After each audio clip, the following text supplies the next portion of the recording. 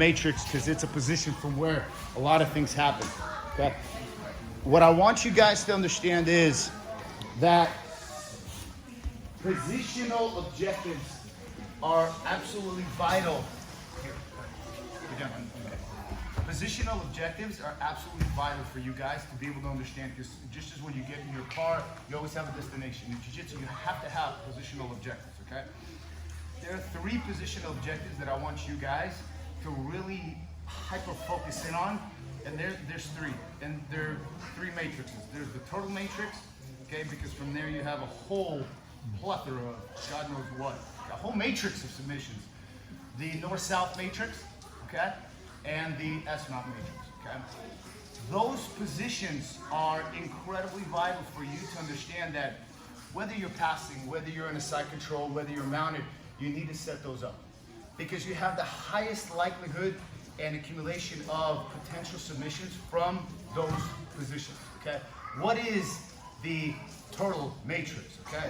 So let's say I'm here, his feet are up, I pass his guard here. My objective is to put him in a turtle here, okay? I have limited kind of submissions here. If he rolls away from me, I will let him roll, and I want to get him in this position here. This is what I call the turtle matrix, okay? First thing I'm doing is controlling the head and controlling his shin or hip. Preferably, I like to reach here. I pull here and I push, because in order for him to be able to drive into me, I have to, he's got to use this leg right here. And if I keep his head down, okay, like in, what do you call it, a Book of 5 Rings. Can you kill that alarm right there? Like in the Book of 5 Rings, you hit the pillow and you keep pulling on that leg, he's not going to be able to get up, okay? So slowly, as he just kind of tries to drive forward, I keep this head to pillow and I'm breaking his posture so that I can begin to set up my lapel submissions from here, okay? Also, a very important part is understanding how to use the sprawl to control this position, because my right hip literally is on his left shoulder blade, okay? And I want to sprawl, and my knees are off the mat. I'm not on the mat, okay? So I can be here, I can be here, and I can always be moving and always be dynamic so that I can begin to set up my lapel submissions as the standard one is this one right here, which is the highest percentage one. That's the total matrix, and there's a whole world from there, okay? From the turtle matrix, which is my objective here, okay? If he turns to his side and tries to escape this, yeah, he can turn his side, go, okay? I can get into the NorthSouth Matrix where I have arms exposed, okay? I have potential for arm locks, kimuras, arm raisers. I can go in this way here. I can begin to feed darces. I can begin to feed all kinds of stuff that I'm not at risk of his feet putting me in a half guard, okay? Just get it back this way. Let's say I pass his guard here. So let's say I'm passing right here, and I'm thinking, I'm either gonna take my positional objectives are the turtle matrix, the NorthSouth matrix, or S-mount matrix here. So as I go here, I want to get him here. So if he goes to turtle, fine. I can go from here and possibly get him this way here, and now I have him in the NorthSouth matrix. I'm not threatened by his legs putting me in a half guard as I would be in a side control, and I have a lot of submissions from here, okay? I like to get that kimura grip from here. We did arm locks, we did, what do you call it, the leg separator. You can feed this hand through here. You can begin to get darces. You can begin to get all kinds of stuff. You even have the lapels from here, and you can be able to finish and all that stuff, okay? And then there's the S-mount matrix, okay? So let's say, do this way here. If he faces away from me from here, I potentially can stop him from rolling, okay? I can get here, control here, and then I can begin to get into this position here, okay? This is the gi on his gi, just so you understand what those sounds are, okay? From here, look, I have arm locks, I have collar chokes, okay? I have my favorite, okay? The S-mount Gregorians. I have the arm raisers right here. And from those three matrix positions, you have a whole world of attacks, okay? Why I tell you this is because if you're just gonna be doing jiu-jitsu and you're moving without a particular objective, it's no different than when you're driving a car and don't have a destination. The destination could be a drive, but still you're thinking of where to go to have a pleasant drive.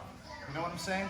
So if I just get here and side control, I'm holding him here. The second I stop moving, if he keeps moving a little bit, I'm already back in an open guard, and all that work kind of was a little bit lost. You know what I'm saying?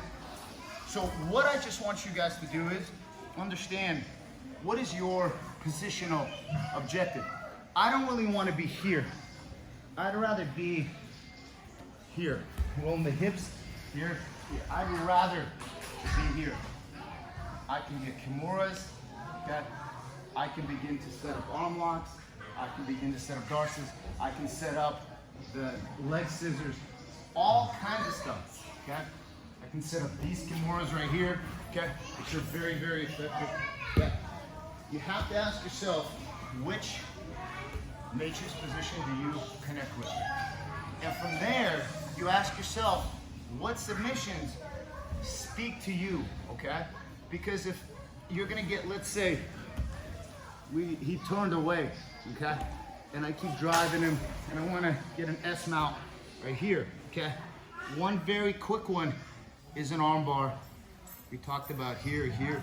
I can even do the leg separator arm bar here, where I set that inside, but I'm always using my lapel collar because it creates my left arm to be able to be free and move around and use my hand in order to be able to finish submissions and whatever it is that I need to do in order to be able to finish, okay? So let's just explore the S-mount matrix here, okay? When you face away, remember one thing, okay? You always want to be feeding the collar right here underneath. Sorry, Phil, okay? You always want, because you always want to be threading the show, because it's going to force his hands to begin, yes, right here. And then from here, I'm going to shoot this hand through, and I'm going to step over here, okay?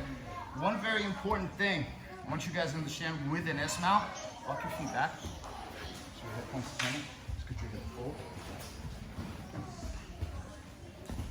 When I S-mount, some teach S-mount like this, okay? This is a real good way to tear a knee. And this is a good way that I tore my knee, like 2009. I always do this, okay? Number one, I can get this leg out of the way, okay? Number two, I can use this leg to drive forward so that if he's trying to roll to his back, I can tilt forward and I can drive my hip in with this. If I'm like this, my leg is dead. And if I'm like this, and he rolls up on my knee, yeah, see, I don't even want him to do like this. So whenever you S-mount, from here, I want to move this hand out of the way. We're here, here, and I'm here. Okay? Because my left knee and my right heel are driving together. Okay?